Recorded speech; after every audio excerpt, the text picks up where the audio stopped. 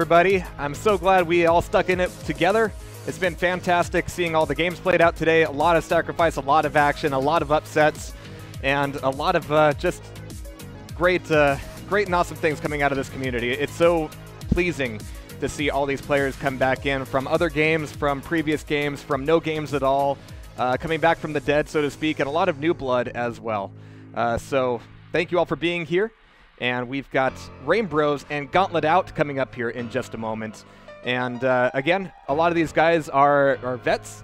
We've seen these guys in a lot of team games before, and team games in like professional Quake have never really had like the prestige of, you know, the duelers for various reasons, but these guys have been doing so much work for such a long time. It's cool to see them here.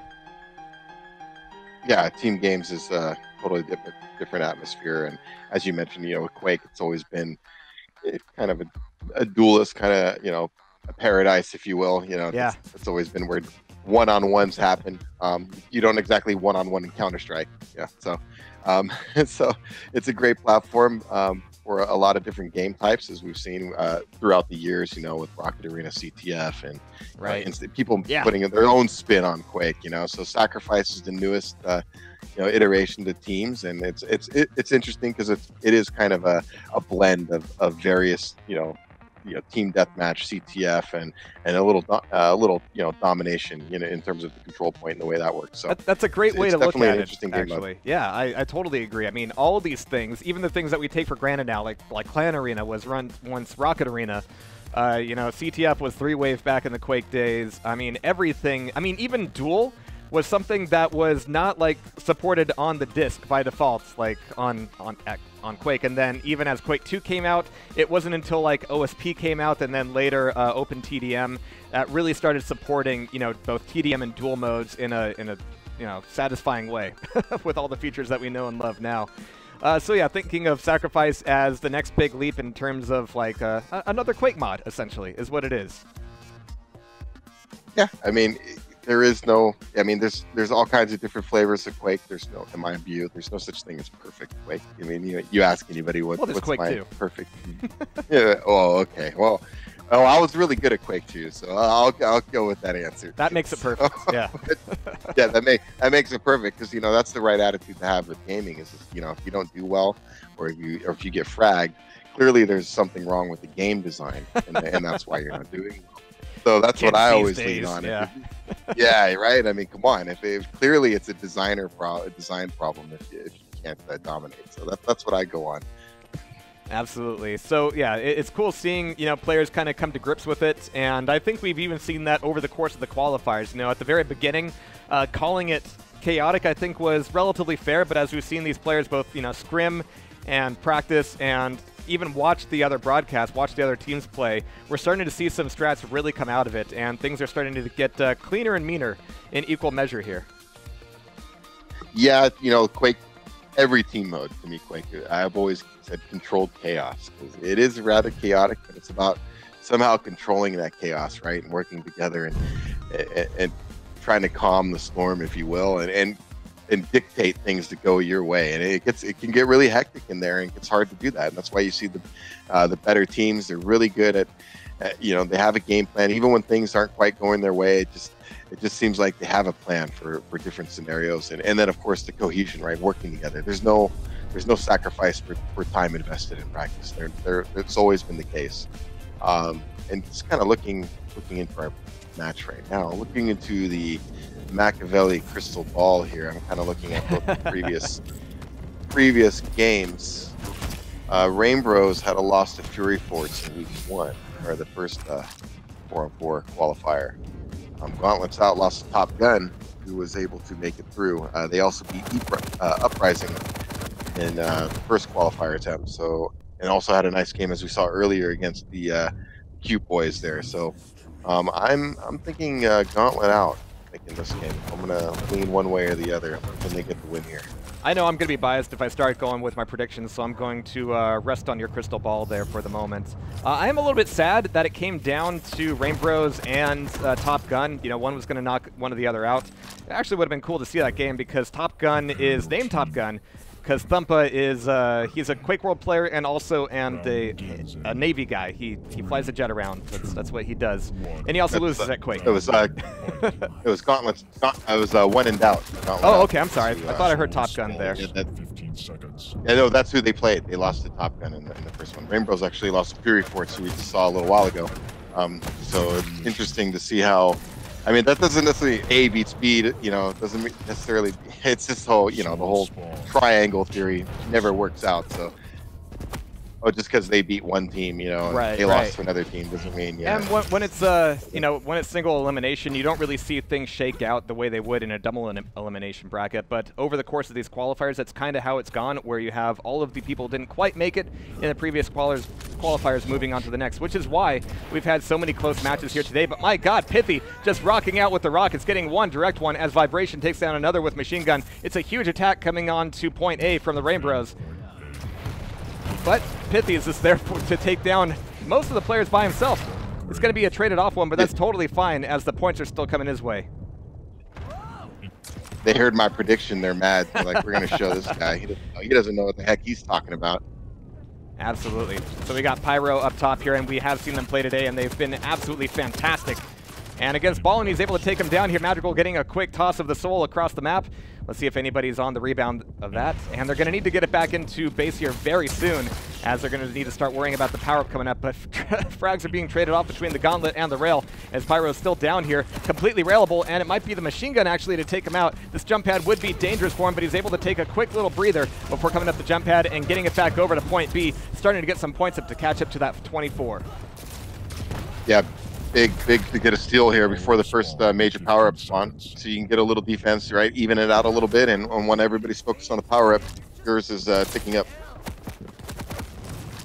All right, but here it comes. Pyro's in a pretty good position for it. We're going to have to see who gets the grab. Somebody's going to dive down onto it. Pyro's looking for the rail, and it's still being picked up. It's going to be KGB himself getting it with only 66 health left over and only a rocket launcher, but he at least has the potential to use this incredibly defensively and just hold the line, making sure that nobody's going to be getting anywhere near him. And with the Mega as well, giving the guy with protection a Mega is always such a treat. Yeah, he's ready to go now. No fear. I mean, feeling really good. Yeah, bring it on. All right, but one guy's sneaking in here trying to make it happen. It's going to be Pithy, it looks like. It's going to be taken on down. A little bit of extra armor potentially for KGB, or he might hand it off to a teammate. But as that protection goes away, we might see the attack coming from the Rainbros. Yeah, big swing there for them. You know, getting the steal before the power up, so they didn't have to spend time attacking with the power up, and this has been pure defense after the power up pickup. And now what a big turnaround for them, over 50% already. Yeah, as everybody comes in here, Shadow Master's going to try to go for a flank, but he's going to get flunked himself there, as he's got to back up down to 22 health, and he's looking at the obelisk, but he cannot defend it. Ballin will get the pickup. It's going to be traded hands a few more times, and Pithy getting 2 frags on the rocket launcher is going to be out there with it, but who the hell has the soul at this point? It's going to be Napalm getting it back home, and this whole time, every time it's been dropping down, we've seen more points trickle into the hands of Gauntlet out. Yeah, extending their lead right now. Again, it was a good start for Rainbros, but wow, after that first steal, just really not having any luck on offense right now, trying to get it back. Jeez, 2 health for that Blastoise as Napalm 3D is going for the double LG. Pithy is just using it to boost him. Everything's boosting him at this point. He is on the move, at least until Vibration is able to take him on down there. I'm sorry, Pyro was able to take him down. He's getting the return, and so far it's been Anarchy v Anarchy. One getting the steal, the other one getting the return. Again, power up now. Do we see any presence? Oh, here we go. Yeah, Napalm's fighting over it. Napalm's going to have it for a moment, but it's going to be Pithy getting that pickup. And actually, if he can get some weapons here, this could be a huge advantage for him. He's only an Anarchy, but he's got Gauntlet out. He's ready to make this happen. He's even daring everybody to rail him, LG him, rocket him, whatever you want. I'm just going to take it, but I'm also going to take the soul away. Moving back through Railgun, he's got the cover, and he's got the play into it. And what a time for him to take it away. We have Gauntlet out at 90% there. It's well timed for them to catch back up. Yeah, they really needed a steal, obviously. He knew he was going to take damage, but hey, with the protection power up, just bolt, right, with Anarchy, and use your speed, get out of there. All right, so now they need to turn it around. Great B and power ups. really tough. It's going to be a bit rough for them for sure, but Napalm 3D thought he could get out of the room for free. Not so much. Vibration holding down the fort here for the moment, as everybody else on the Rainbros is trying to collapse back in on the point itself and have a little bit of a defensive play. And it's always a little bit rough. It's like, do we stay inside and go for, you know, the height advantage, or do we want to go outside and get those tasty rail angles? And that can turn against you so quickly. But at this point, they're still getting the points. They're still catching back up. We have double MG coming back up, but Vibration is seeing an opponent hop up the jump pad. 3 of them, in fact, but 2 of them are down. Make that 3 of them down. 4 of them down by the look of it. It's going to be traded off, but that still means that the soul's in their possession. Yeah, all they got to do right now is hold out and get the next power-up. If they secure the power-up while keeping defense, they're going to win this round. All right, but Venom is back out of there. I know it's Venom, but, you know, why is there more fun? Napalm 3D getting the pickup of the soul here. Making sure that both of these ways through the Mega are going to be safe. He's looking for somebody to dare to come up that jump pad. Make that 2. Make that 3. Okay, cool. Finally getting the frag there. But he's going to be tossing it off. Hopefully for him, somebody's taking it away, as he is indeed taking away the power-up. It's going to be protection for him. That's double rockets. Oh, and the frags he's making here will absolutely nail in the soul. There's 1 player left alive on it, and it's going to be Pithy coming back in. Is anybody close enough to make it happen? It's going to be a clutch. But the clutch play just isn't there. 98, 99, and there it is. Nicely done on the round. Well done by Dauntless Out. Just, you know, secured that, especially the protection. In my view, you know, the protection so much. The quad is just, surely devastating, but protection, just that staying power, right? I mean, you can just, it doesn't matter if you have a decent stack and they gang up on you, they're just all going to die. It's all that's going to happen, you know? So I definitely love, you got to be on top of that protection. It's just really devastating. And if you're on defense, I mean, it's good luck. They're going to have a heck of a time attacking. Yeah. All right, so everybody's getting set up here for the next play on the Soul. Got a little bit of Tri-Bolt coming out from Napalm 3D to flood the place with Napalm. KGB making a nice pair of frags, as Napalm 3D is getting some awesome defensive plays. Everybody's trying to chase, but the Tri-Bolt says no. Really good shots out of him so far, as Gauntlet Out is able to claim point A for themselves this time. Yeah, this time they got the more popular of the 2 choices. And I hope you weren't tired of hearing that Tri-Bolt yet. I mean, he is just doing so much damage with it and just spamming it everywhere. The floor is made of explosions. But there's Pyro getting the soul back in shape, back on base, and back to churning out those tasty points. Yeah, I think the best of the Tri-Bolt is yet to be seen. It's a very new, you know, it's a brand new weapon for the Quake series. So yeah, just wait till when people start dialing that baby in. I think there's going to be some insane stuff with it. It works though, for sure. All right, so Vibration getting the pickup and the toss, but I'm not sure how far it's going to go. Pyro's going to be tossing it right back in. Pithy's going to get the pickup, and it's going to be a little bit of a game of hot potato once again. The points are still going up towards point A. Ballin just tossing it out of the ring, actually, just wants that respawn. Soul spawned. Everybody's going to be in a better position for it, but KGB's actually going to get the pickup. Jeez. Excellent. Power-up spawn in 15 seconds. Nicely done. Good out of start Pyro here for Gauntlet Out. Yeah. I mean, if they secure the power up, they're going to have a huge lead. Nice rockets. Looking for the last one. It's a really ballsy play with only 10 HP. Enemy has the quad. Your team has the quad. Ooh, is that nice steal. KGB nice with steal. the quad? Oh, we have in the hands of Rainbros for just a second, but KGB turn it right back around, and he's also got a bit of that mega as well as heavy armor, so he is going to be the one to avoid for sure. And look at these frags coming out of Gauntlet Out. That means there's going to be a lot of freshly spawned Rainbros on the map with not a whole lot to do against a quadded up KGB. Oh, except land a couple rockets like that one. Yikes. But 65-0 so far here. Madrigal enjoying the last few seconds of that quad, but can he do anything tactically useful with it? He's going to be here on the obelisk. He can take down Pyro. Everybody's going to know he's there now, and he will not have a safe escape. He does have an escort, make that 2-3 escorts through the railgun, and dashing through the snow, he's going to be trying to make his clutch play work out for him here, but he's going to get stuck on the wall. Your team has the soul. No fun for him there. Gets a spawn on railgun. Nope. All right, that's a nice door prize at least. A little too fat, got stuck. That's So it's going to be Pyro getting the pickup here and immediately just blitzing out of there. Man, the speed out of this guy. Crazy anarchy play, and that is going to help them. Pithy coming back in with the rail.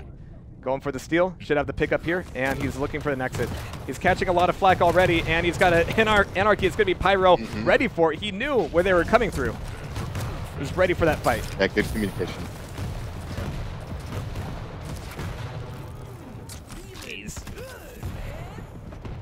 All right, so final 15% here on Burial Chamber. Rainbros has got to do something to pull out this next map. If they can't pull this one around in the next few seconds. I mean, they're all there. They've all showed up. They've made frags, but Pyro and Yenim are certainly evening the tables here. That's 2 frags out of Venom there. And 4 points left to go. And they're always in a tough spot when you have to attack and get the power-up at the same time, too. They really have to dive, and, you know, if you give the power-up to the other team, you know, that's... Well, that's going to be a move power-up, yeah. All right, so Burial Chamber going over to Gauntlets out. No doubt about him. Yeah, looked really strong in the second round. Started off, you know, a little shaky in round 1, but again, you know, that feeling out period where you're, you know, trying to get settled in and you just kind of, you know, feeling out your opponent. You just get a sense of how they're going to play, what they want to do, and it just looked like, looking at the frag count, just nice advantage there for Gauntlet out in the end. So you could see how they started to get comfortable and really started to make it happen there. So I don't know. My prediction turning out to be true possibly again here, unless there's a serious turnaround from the Rainbros. Well, once again, we have only one of these teams moving forward into the regional qualifiers. It's been really tense just because it has been single elimination the whole time. We don't have any lower brackets to go through. There's no second chances. And this is the absolutely last chance for both of these teams. So, as you said, Gauntlet's on a good run here so far. If they can continue it into the next map, we'll be seeing them in California. I was going to say, it's double elimination. It's best of 3. Well, so, okay, sure. That puts you in the lower bracket. Yeah. It's a double elimination where you have to fight the guy who knocked you into the lower bracket, though. What kind of bracket is that? No, there is no lower bracket. Yeah, that's it. That's it. Just double elimination. That's it. You can't lose twice, ever. Right. Well, we're definitely looking at the Rainbros on alert now, but it looks like we're going to be going into Blood Covenant. That's actually like the second or third time we've seen Blood Covenant here for Sacrifice. I think so. I don't know if we've seen it today. Did we see it today? Yeah, we did. Yeah, once earlier. Yeah, earlier. Oh, yeah, earlier. And I think Gauntlet actually called it. Yeah. Yeah, that's right. Yeah, we saw it once. Yeah, jeez. So yeah, I don't know. They got to make some adjustments for sure. But you know, I was looking at the matchups again, you know, beforehand, and we saw Gauntlet outplay earlier, looking strong. Looked like they had their Wheaties this morning, ready to go. So you know, Rainbros got to make an adjustment. They got some talented guys on their side. It's not a question of talent. You know, it's just a question of working through it as a team. So. Man, made me think about breakfast and how long ago that was. A lot of sacrifice here today. All right, but as we get started here, good luck to both teams as they get going.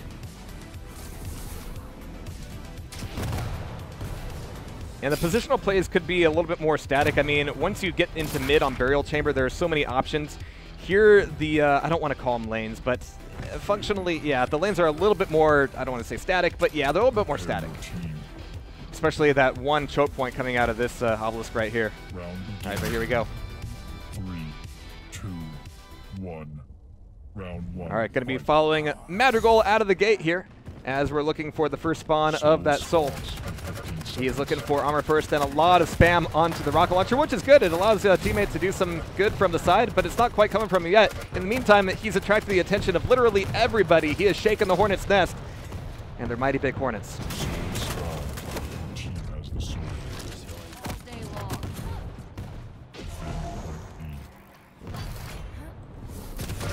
Oh, jeez.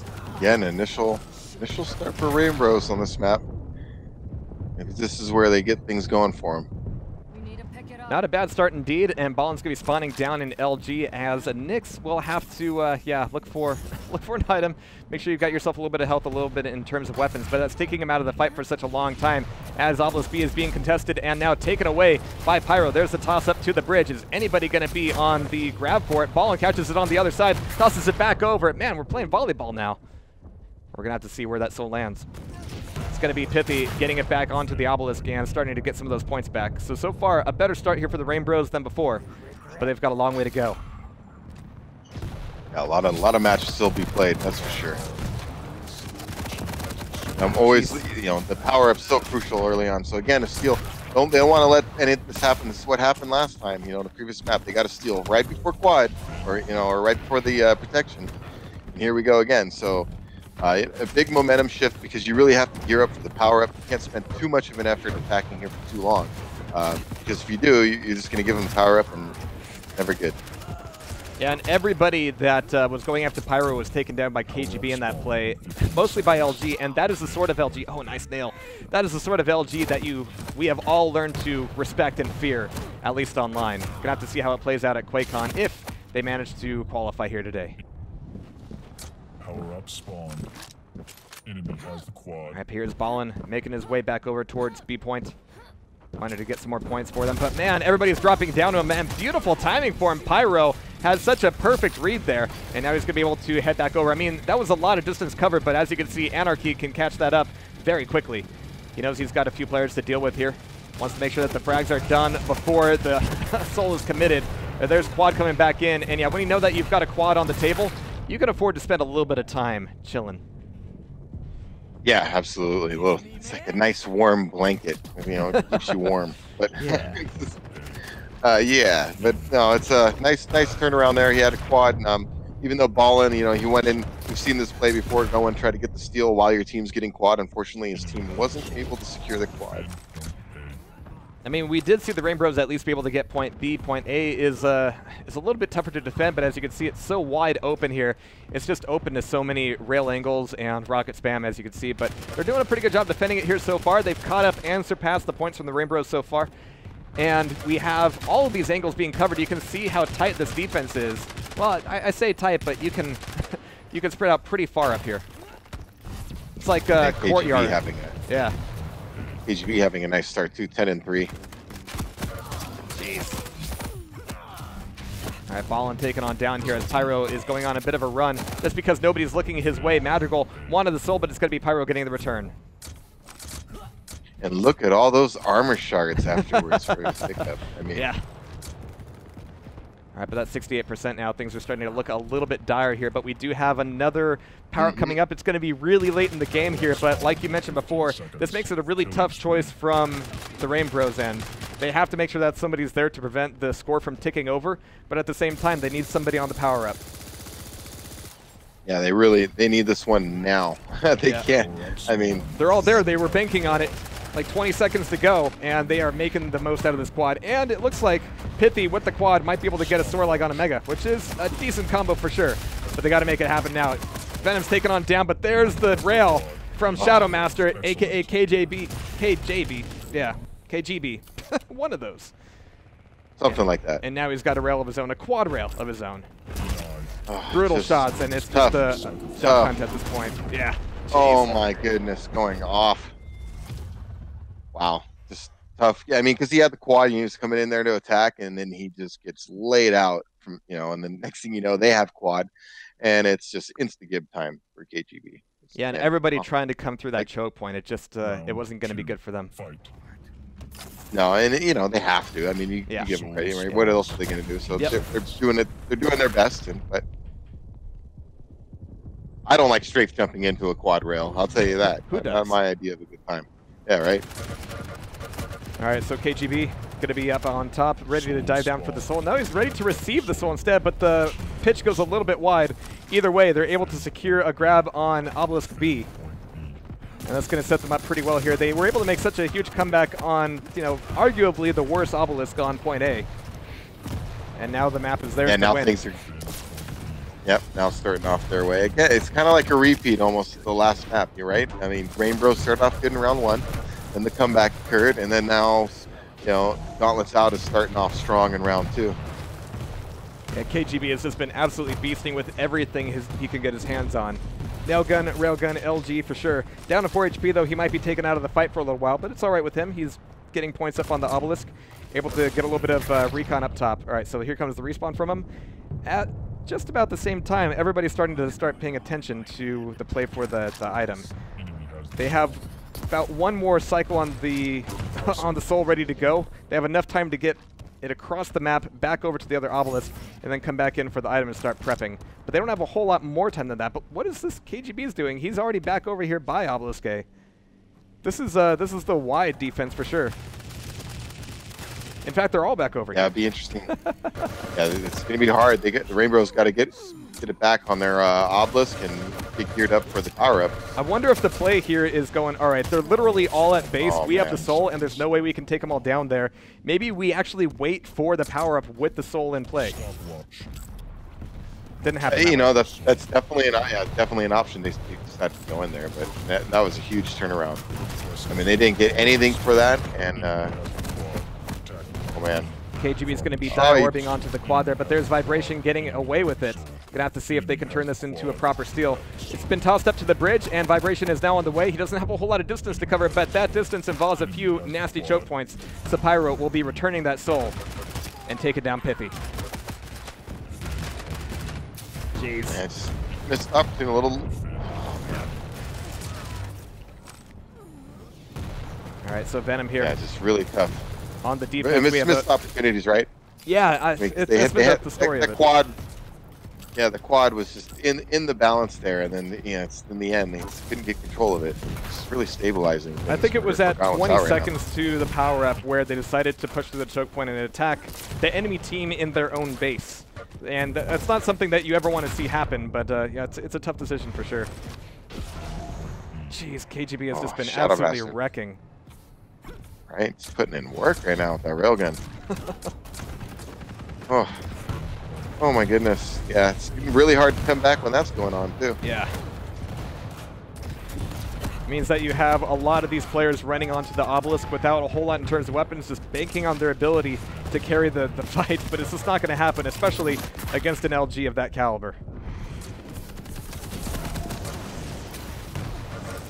That's really tough. All or nothing now. They're in great shape. You know, Rainbros, they're in an all or nothing position where they need power up, they need defense. I mean, they need everything to go their way right now, or it's a wrap right now. Gauntlet's out looking extremely strong. And so far, completely shutting out the Rainbros. Power up's going to be coming up in 10 seconds, and it will once again be the last chance for the Rainbros to make something cool happen. Yeah, if they get protection here. I don't see how you can come back. Yeah, this is looking like it's going to be a wrap right here. KGB on his way back. Yeah, so I think we should be able to enjoy the last few seconds of KGB using this protection to get as many frags as possible. 99%. Everybody. Oh, the soul's actually been taken away, but he's just spamming his LG around, going, "I'm going to hit somebody. We're going to get the soul back in here." Uh-oh. What? Oh. Okay. Soul didn't want to go in. Had to encourage it, but there it is.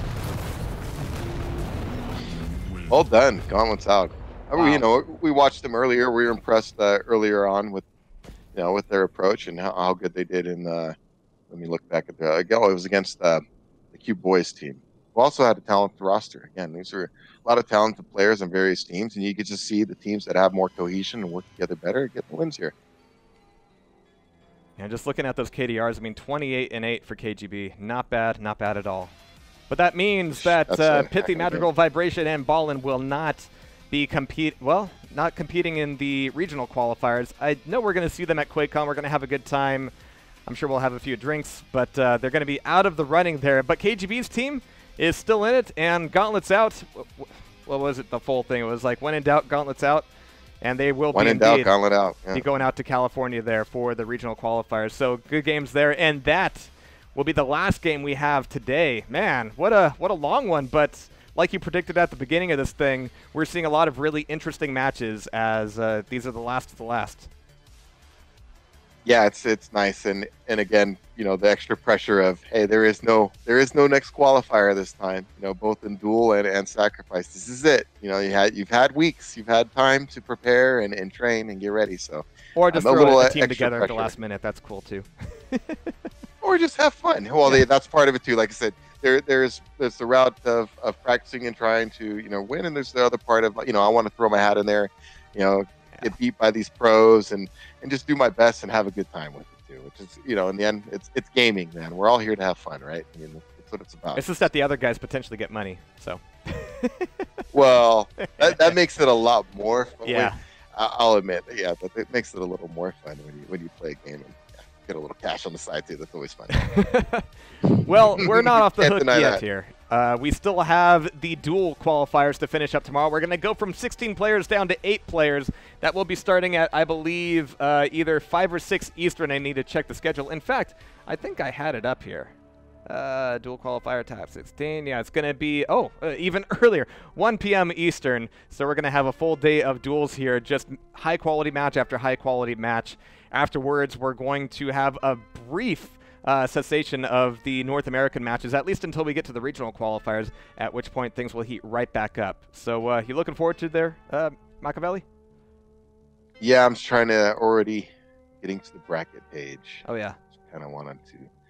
I mean, so we got Mav tomorrow against JSO. That's a good one. Disco Ryan versus I Can't Pause It Mom. So I want to see I Can't Pause It Mom play. Yeah. And Disco Ryan's put in some solid performances. Tom Servo versus Boots, again, two solid plays. Sen versus Roulette. Really like how Roulette is playing right now. And then we have your KGB here against Gloat, or Shadowmaster 666, as he's currently known, against Gloat. Again, Gloat is a long-time Quake player. So again, these are all names: Napalm 3D versus Lattice Davis.